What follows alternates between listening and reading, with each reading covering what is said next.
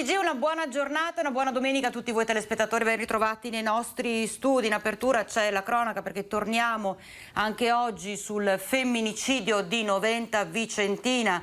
Pierangelo Pellizzari, l'uomo di 61 anni che ha ucciso con 3 colpi di pistola la moglie Nadia Rita Menze di 31 anni proprio nel parcheggio dove la donna lavorava. L'uomo è stato rintracciato dopo 30 ore di fuga dai carabinieri nella casa dove viveva la madre. Siamo a Villaga, sempre nel Vicentino. È stato portato in caserma, si è avvalso della facoltà di non rispondere, è stato quindi condotto al San Pio X. Martedì ci sarà l'interrogatorio di convalida dell'arresto dell'uomo. Rita è la 44esima donna vittima di femminicidio, quindi la 44esima donna dall'inizio dell'anno a oggi che è stata uccisa da un compagno, un marito o un ex, quindi un numero che davvero fa rabbrividire. Ma sentiamo intanto i particolari dell'arresto dell'uomo nel nostro servizio. È durata una trentina di ore la poderosa caccia all'uomo messa in atto dalle forze dell'ordine nei dintorni di Villaga del Basso Vicentino. Verso le 14 di oggi Pierangelo Pellizzari, 61 anni, è stato arrestato. L'uomo è accusato dell'omicidio della moglie Rita Menze, 30 anni, di origini nigeriane, uccisa a colpi di pistola verso le 7 del mattino di ieri mentre si recava al lavoro nel parcheggio di un'azienda a Noventa Vicentina davanti ai colleghi. Da quel momento l'uomo si è reso irreperibile. Secondo le prime ricostruzioni, il 61enne disoccupato avrebbe esploso 3 colpi di pistola sul volto e alla schiena della donna, che con le braccia avrebbe tentato invano di ripararsi. Poi l'uomo avrebbe esploso un 4º colpo di pistola in aria per garantirsi la fuga e con molta calma avrebbe riposto la pistola sotto la giacca e sarebbe risalito in auto, una Jeep grigia, in direzione Quargente di Villaga, dove la coppia risiedeva. È partita poi così la caccia all'uomo, durata tutta la notte e questa mattina. Elicotteri, droni, cani molecolari, posti di blocco avevano isolato la zona. In mattinata i sommozzatori dei vigili del fuoco avevano anche cominciato a dragare un canale nei pressi della residenza della coppia, nell'ipotesi che l'uomo avesse deciso di togliersi la vita.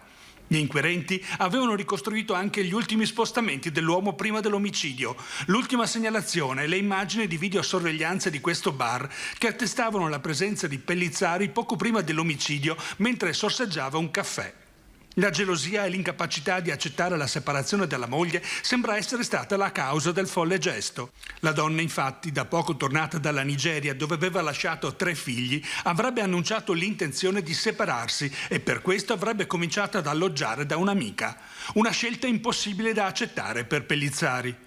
L'uomo, che si era barricato in un casolare vicino alla sua abitazione, nel primo pomeriggio di oggi avrebbe tentato di ritornare in casa passando attraverso una finestra nel retro vicino al pollaio, ma i carabinieri lo hanno bloccato e condotto alla caserma di Via Muggia a Vicenza per interrogarlo.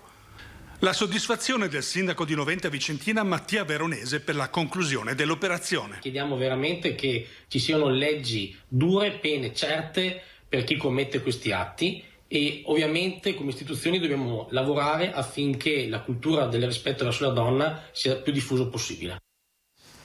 E grande soddisfazione è stata espressa dal sindaco di Villaga per l'arresto di Pellizzari. Con l'arresto di Pellizzari si chiude un incubo per la nostra comunità, perché insomma pensare a un uomo che era in giro, poteva essere nei paraggi armato e ricercato, non è certo una cosa che ti lascia tranquillo. Rimane anche la grande tristezza per quei bambini, per quelle bambine che sono rimaste in Africa, che oltre ad aver perso la madre hanno perso anche un sostegno economico, perché lei si occupava di loro sempre, ed hanno perso anche la speranza di essere ricongiunti alla madre e di passare gli anni della loro vita in un paese come l'Italia, che certamente avrebbe potuto dare prospettive di vita diversa. Ecco, credo che questa sia una grande amarezza, anche questa, e poi spero che la comunità e le comunità vicine ci pensino e si facciano carico in qualche modo per queste 3 bambine. Sarebbe un modo per rendere meno doloroso, meno drammatico e per lasciare un ricordo alla fine di cose buone, positive, quello di aiutare, lanciare un fondo per poter aiutare quelle povere ragazze in maniera da dare loro una nuova speranza di vita. Noi ci separiamo per qualche minuto, ci troviamo subito dopo la pausa.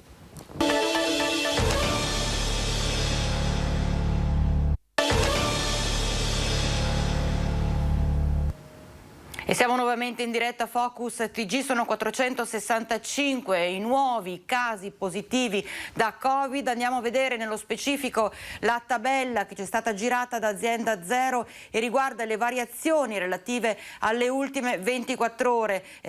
Oltre ai 465 nuovi casi positivi si parla di un totale di casi a livello cumulativo con tamponi positivi pari a 461.964 persone. Andando a vedere invece la situazione all'interno degli ospedali, 17 nuovi pazienti in area non critica, nessun nuovo paziente, benissimo questo dato, in terapia intensiva. Il totale dei ricoverati positivi, 216 in area non critica, 52 in terapia intensiva, segno che la campagna vaccinale sta funzionando. Nessuno, zero, questo zero è forse il dato che più ci conforta, nessuna persona ha perso la vita nel corso delle ultime 24 ore. Vediamo, abbiamo parlato di vaccini, vediamo allora la tabella relativa alle variazioni delle ultime 24 ore per quanto riguarda le nuove somministrazioni. Nell'ultima giornata somministrate in tutto 20.923 dosi, di queste 2.877 sono prime dosi, 18.046 sono invece i cicli completati. Stiamo parlando di un totale di dosi somministrate tra prime dosi e cicli completati pari a 6.547.042.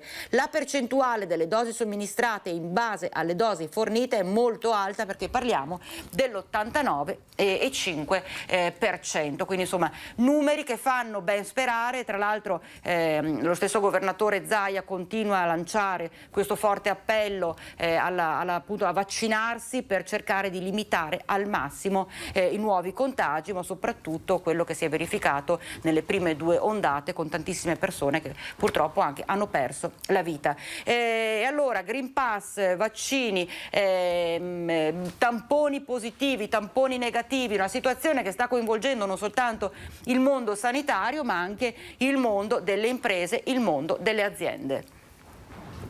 Vista la progressiva introduzione del Green Pass nei luoghi di lavoro, intendiamo anche ripartire insieme a CISL-UIL qui in Veneto, proprio nei prossimi giorni, con una nuova campagna di assemblee in tutti i luoghi di lavoro, proprio per sensibilizzare, per spingere le persone che non hanno ancora fatto. E vogliamo farlo anche con un'informazione semplice ed efficace dappertutto. Assemblee nelle aziende per dare una giusta informazione e avvicinare alla vaccinazione chi per paura non l'ha ancora fatta. Questo è l'impegno dei sindacati, mentre a livello politico si discute dell'estensione del Green Pass ai lavoratori del pubblico e privato. La posizione della CGIL è sempre stata a favore dei vaccini senza se e senza ma, dice Ferrari, che parla del certificato verde come di una soluzione parziale perché, spiega, non si può ridurre la campagna vaccinale solo all'interno dei contesti produttivi. Noi siamo per l'introduzione dell'obbligo vaccinale generalizzato per tutte e tutti, nel rispetto dell'articolo 32 della Costituzione, quindi con una legge che lo stabilisca, perché non ci convince un modo di portare avanti la campagna di immunizzazione frammentato, parziale, parcellizzato, come in qualche modo si sta facendo. Una legge che introduca l'obbligo vaccinale per tutti è l'obiettivo a cui secondo il sindacato si deve puntare, e nel caso vi siano dei provvedimenti per chi non dovesse rispettare la norma, la posizione della CGIL sarà la stessa assunta per il personale sanitario per il quale l'obbligatorietà è già in vigore. E nel momento in cui si è tirata la riga e si sono accertate delle posizioni che non avevano rispettato quell'obbligo,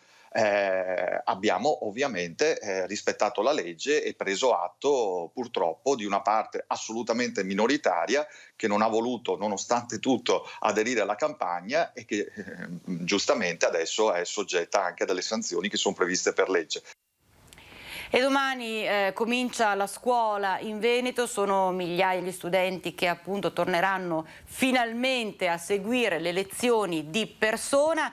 E allora il governatore del Veneto, Luca Zaia, ha lanciato l'augurio a tutti questi ragazzi e a tutte queste ragazze. Una volta si diceva studiate perché poi la scuola nobilita, vi cambierà la vita. Che vivano la loro stagione scolastica come la devono vivere dei ragazzi. Dall'altro dico fate attenzione, cercate di rispettare le regole rispetto al Covid. Noi saremo presenti con il monitoraggio di queste scuole sentinella e speriamo appunto di fare un'azione affinché la scuola si possa fare in presenza. Abbiamo capito che la DAD non è nelle corde della formazione, i ragazzi ci hanno rimesso da un punto di vista formativo, i ragazzi ci hanno rimesso da un punto di vista di socialità e ci hanno rimesso anche da un punto di vista psicologico, quindi la DAD non funziona, la DAD non si deve fare. Allora abbiamo sentito non si deve fare, tra l'altro tutti quanti abbiamo toccato con mano quanto ha inficiato per quanto riguarda l'apprendimento soprattutto, ma anche la socializzazione degli studenti e delle studentesse questo periodo di blocco delle lezioni in presenza, di conseguenza queste fortissime limitazioni che hanno riguardato migliaia di ragazzi e di ragazze. Ci fermiamo per una breve pausa.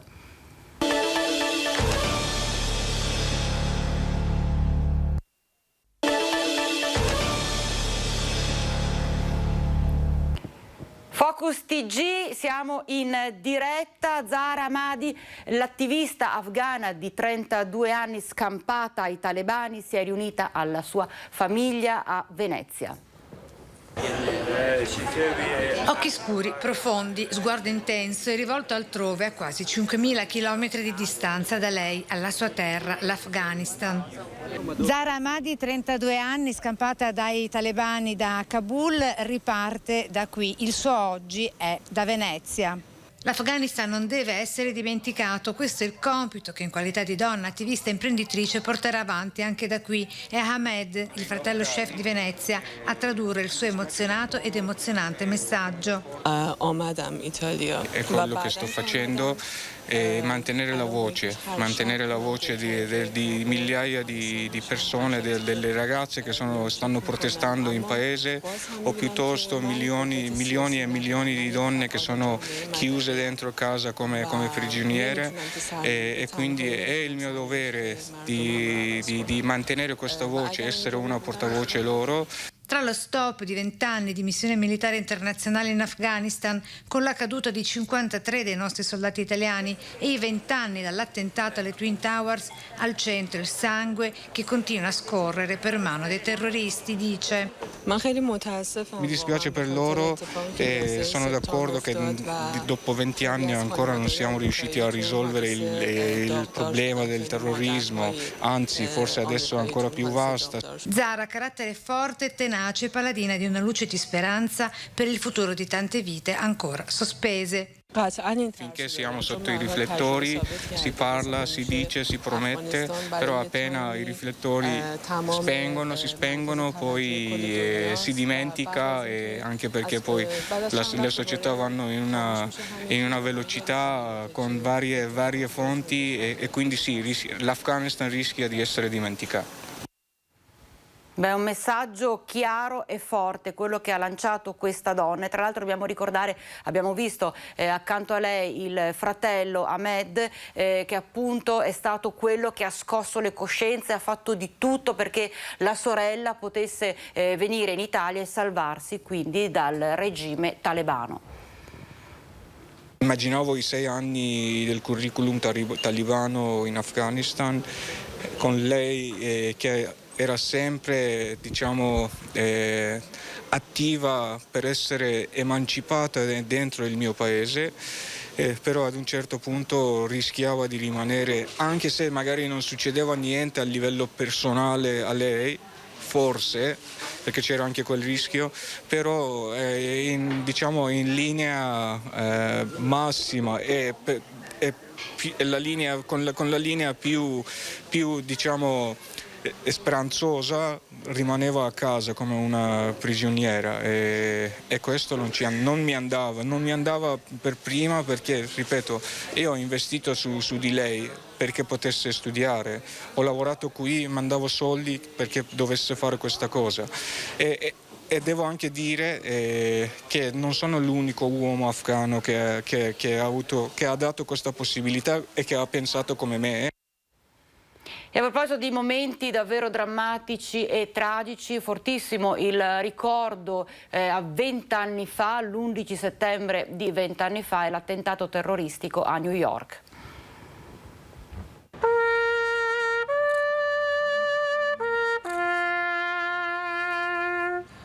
Questo pezzo di trave arrugginita del World Trade Center, incastonata nel monumento sulle rive delle porte contarine di Padova, è un segno tangibile della memoria che a distanza di 20 anni non smette mai di ricordare uno dei giorni più tristi della storia contemporanea. L'11 settembre del 2001, in quei 102 minuti dal primo attacco aereo fino al crollo delle Twin Towers, il mondo cambiò e il terrorismo provocò oltre 2.900 vittime.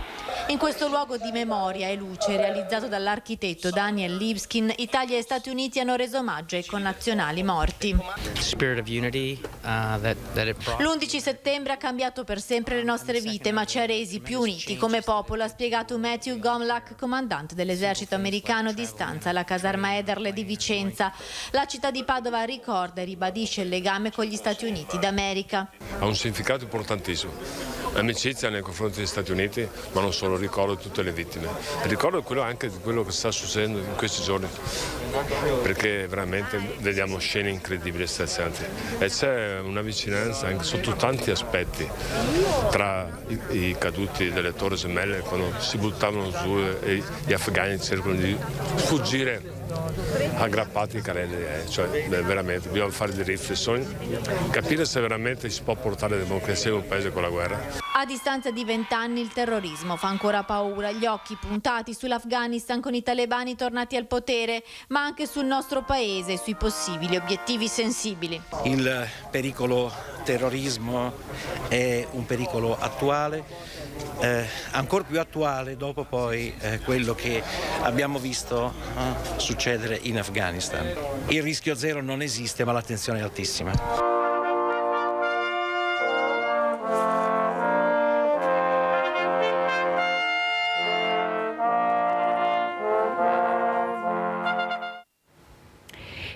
A Washington, quell'11 settembre 2001, in quei momenti drammatici, c'era anche l'ex sindaco di Padova, Flavio Zanonato. Vedo il fumo, che ho anche fotografato, che sale da un lato di Washington. Era appunto il fumo dello schianto dell'aereo sul Pentagono. Saliamo nel pulmino, naturalmente annullato l'incontro alla Casa Bianca, e in qualche modo cerchiamo di raggiungere l'ambasciata italiana. Flavio Zanonato, ex sindaco di Padova, l'11 settembre del 2001 si trovava a Washington insieme ad una delegazione di consiglieri regionali per un incontro alla Casa Bianca sul federalismo americano. Ricorda perfettamente gli istanti in cui vide il fumo nero in cielo, un aereo aveva appena colpito il Pentagono. Minuti concitati in cui le formazioni erano le più disparate, fino alla notizia appresa mentre cercava di raggiungere l'ambasciata italiana. Mi ricordo con l'altoparlante del pullman che stava ricevendo un notiziario radio, viene detto una torre si è collassata, collasso. Ma è impossibile, come fa a collassare una torre, una delle Twin Tower? E poi anche l'altra collassa. Arriviamo all'ambasciata dopo 2 ore in un traffico impazzito, con poliziotti e poliziotte per la strada che piangevano, lacrime incredibili agli occhi di queste poliziotte. Il dolore della popolazione americana è ancora impresso nella memoria dell'ex ministro ed ex sindaco di Padova. Da Washington in pullman per raggiungere il Canada e per tentare il rientro in Italia, l'immagine di una New York sotto assedio. Da Washington per andare a Ottawa si passa nelle vicinanze di New York, c'era scritto New York chiusa. La strada non si poteva entrare a New York, la strada era chiusa, l'autostrada. Da qui la volontà di rendere omaggio alle vittime del World Trade Center, portando a Padova nel 2005, negli anni in cui era sindaco, il monumento Memoria e Luce che conserva un pezzo di lamiera delle Torri Gemelle. E vivo più che mai il ricordo di quella giornata terribile anche tra le persone che abbiamo incontrato a Bassano del Grappa. 20 anni fa, l'11 settembre, cosa resta oggi? È una grande amarezza per quello che è successo, perché purtroppo tutte le vittime. Cos'è rimasto secondo lei nelle persone dopo quell'11 settembre? 20 anni sono passati. Ma forse tanto rancore, non so, probabilmente. C'è paura ancora? Ma qui in Italia magari no, però probabilmente in altri paesi sì. Ma è stato un momento un po' strabiliante, perché mai ci saremmo aspettati una cosa simile. Lei aveva 10 anni quando è successo circa, che cosa ricorda di quel giorno? Dopo i compiti stavo giocando, diciamo, ecco, e di quel giorno ricordo appunto un evento che è stato talmente, come dire, fuori dall'ordinario che quasi io non riuscivo neanche a capirne la portata, diciamo. Piango ancora adesso, non è stata una cosa distruttiva, ci ha ucciso dentro. Anche tutto quello che ne è seguito, non solo i morti di quel giorno, ma anche diciamo, la reazione e la controreazione, che ancora ce l'abbiamo in corso. Una cosa che dobbiamo raccontare ai nostri figli e ai nostri nipoti, non ce ne dobbiamo dimenticare. Io quel giorno ero a scuola e i professori ci hanno fatto vedere i servizi, abbiamo parlato in classe, è stato molto interessante, non lo dimenticherò mai. C'è paura ancora secondo lei? Molta del terrorismo, del virus, di tutto quello che abbiamo visto in questi ultimi tempi, ce n'è. Ci separiamo per una breve pausa e poi rientriamo e ci occupiamo della Mostra del Cinema di Venezia.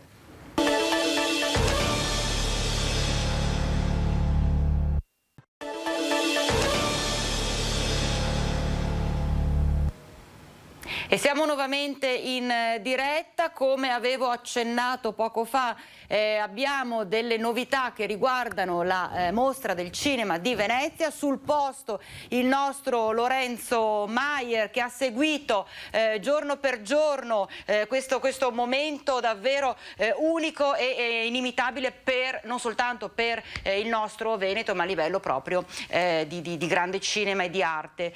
Lorenzo, buongiorno, benvenuto.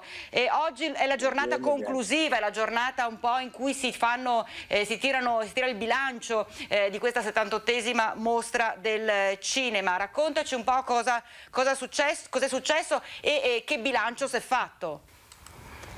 Ieri sera le premiazioni, questa mattina come di consueto il giorno dopo la chiusura del festival c'è stato il bilancio del presidente della Biennale Roberto Cicuta e del direttore Alberto Barbera, che hanno fatto diciamo così, i conti di quella che è stata questa edizione, un'edizione contrassegnata, caratterizzata da un grande cinema. Il Leone d'Oro è andato a un film francese di una regista donna, di film italiani comunque del palmarès principale hanno avuto 3 riconoscimenti e 2 film hanno avuto un riconoscimento, in più uno di questi 2 film ha visto anche premiato Filippo Scotti come miglior attore, giovane attore con il premio Mastroianni.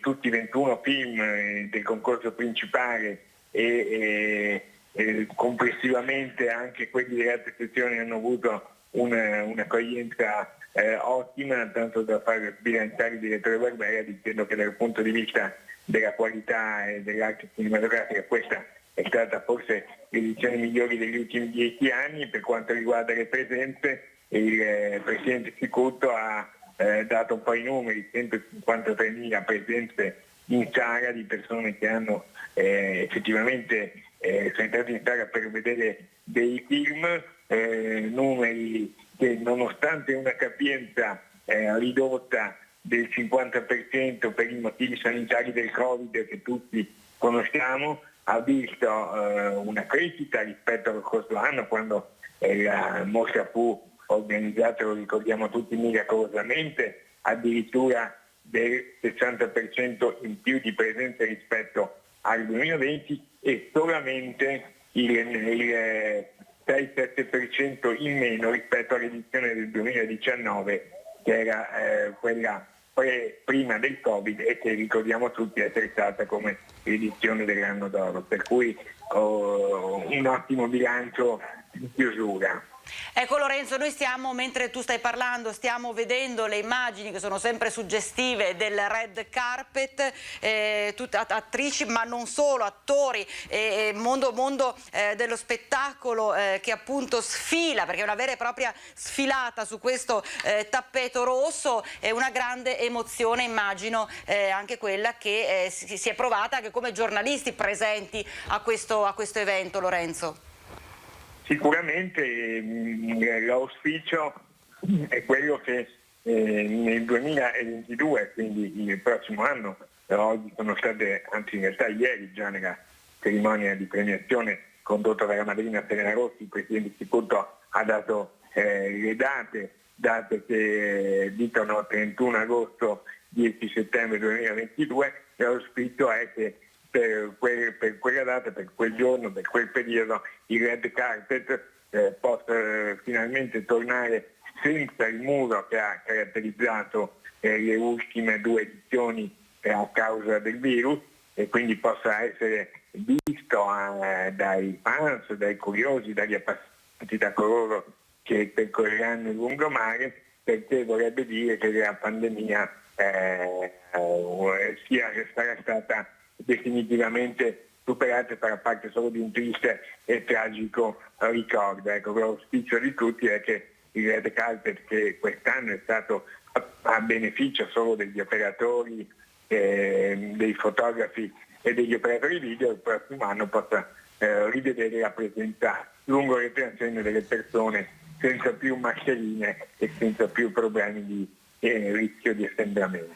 Certo, allora io ne approfitto perché tu sei riuscito anche a intervistare la splendida Penelope Cruz, e allora vediamo assieme proprio l'intervista che sei riuscito a raccogliere. Una grande gioia.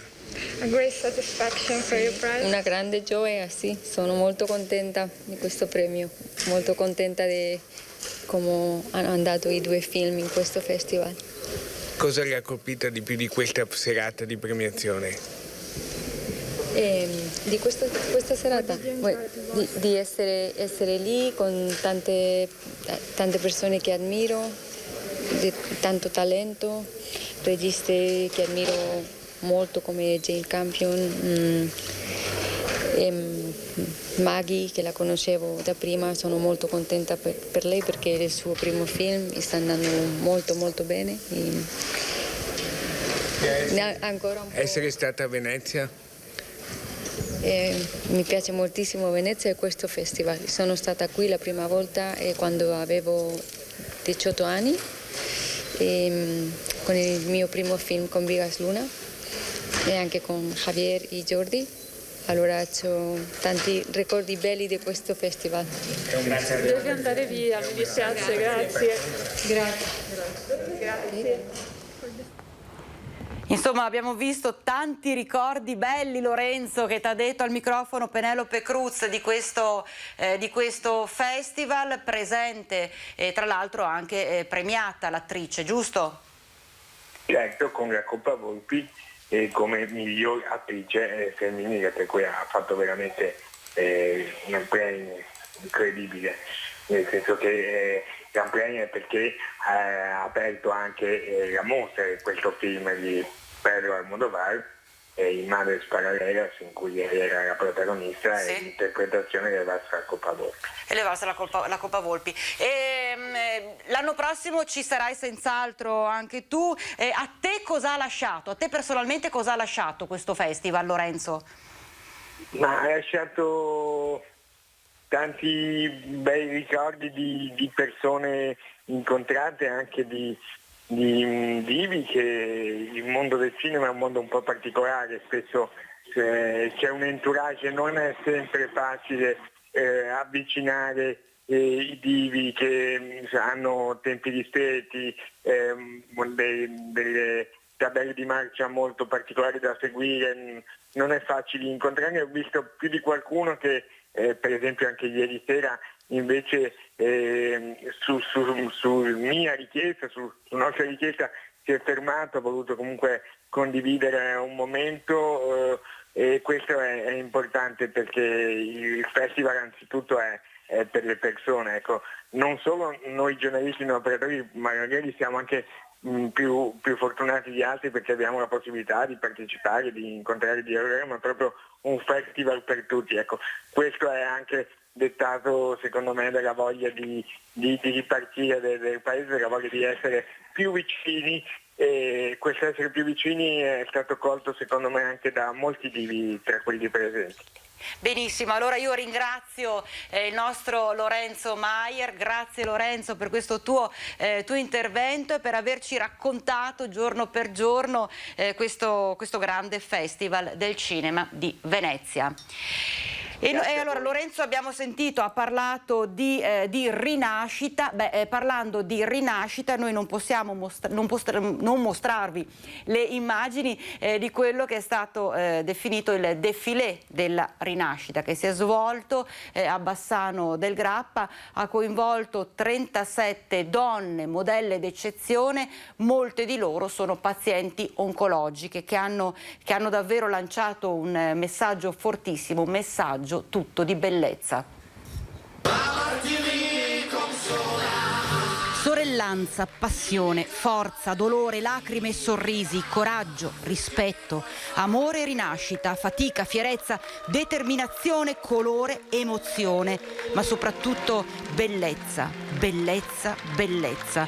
Non si può descrivere altrimenti quello che è stato il défilé della rinascita a Bassano del Grappa, dove 37 modelle d'eccezione hanno sfilato sul monumento nazionale. Ponte Vecchio diventato passerella per le pazienti oncologiche, seguite dall'associazione San Bassiano Onlus, ideatrice di un evento tra i più attesi ogni anno, che per un giorno si sono trasformate in splendide indossatrici con gli abiti di Raptus and Rose della stilista Silvia Visconti.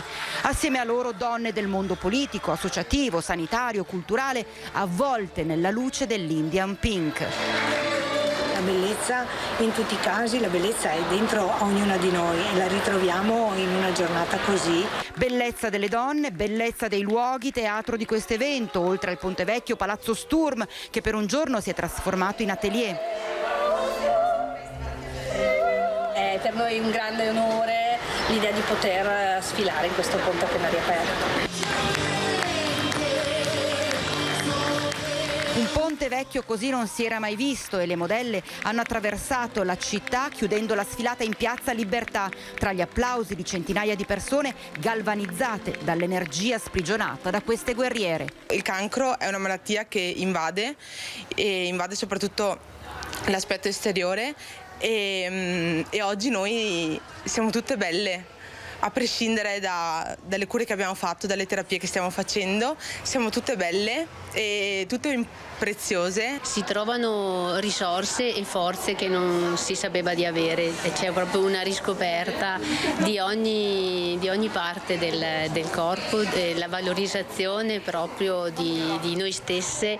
Questa è una giornata speciale perché da tanto tempo non mi sentivo così bella. Ognuno ha una battaglia, noi abbiamo questa, ma la cosa bella è che sentiamo a fior di pelle una sorellanza eccezionale, per cui possiamo essere di esempio ad altre donne e io vorrei che tutte potessero provare quello che stiamo provando noi.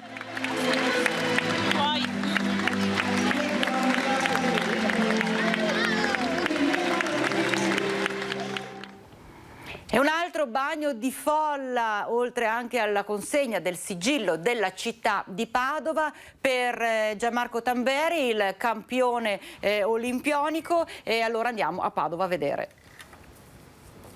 Aver condiviso con un amico quel momento è stato qualcosa di sensazionale. Tra l'altro dopo tantissimi anni, proprio quest'anno è cambiato il motto olimpico, che prima era più in alto, più forte, più veloce, quest'anno è diventato più in alto, più veloce, più forte insieme. Accolto allo stadio Colbacchini di Atletica a Padova come una star, l'oro olimpico di salto in alto Gianmarco Tamberi insieme al campione paralimpico di nuoto Francesco Bettella hanno ricevuto dal sindaco Sergio Giordani il sigillo della città. Serve sicuramente il vostro grande applauso per la consegna di questo sigillo che, come ha detto il sindaco, è il riconoscimento più alto della città di Padova. I due atleti, reduci dai successi di Tokyo che li hanno resi famosi, hanno partecipato ad un evento di ACS Veneto Sport nei quartieri, un'iniziativa per avvicinare i bambini e i giovani allo sport. Lo sport ti insegna tantissimo, ti insegna in primis bisogna affrontarlo con un'etica, sapere che le medaglie non sono la cosa più importante, prima di tutto bisogna divertirsi, farlo per se stessi,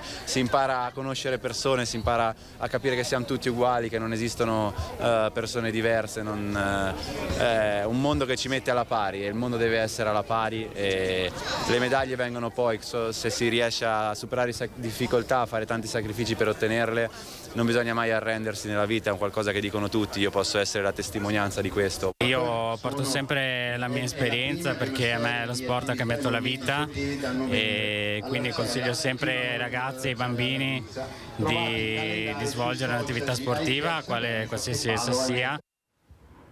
Due bellissimi messaggi dagli ultimi servizi di forza e di volontà, mai arrendersi, abbiamo sentito anche dal campione delle Olimpiadi Tamberi. Questo era anche il nostro ultimo servizio, grazie per essere stati e state in nostra compagnia, una buona giornata a tutti voi, arrivederci.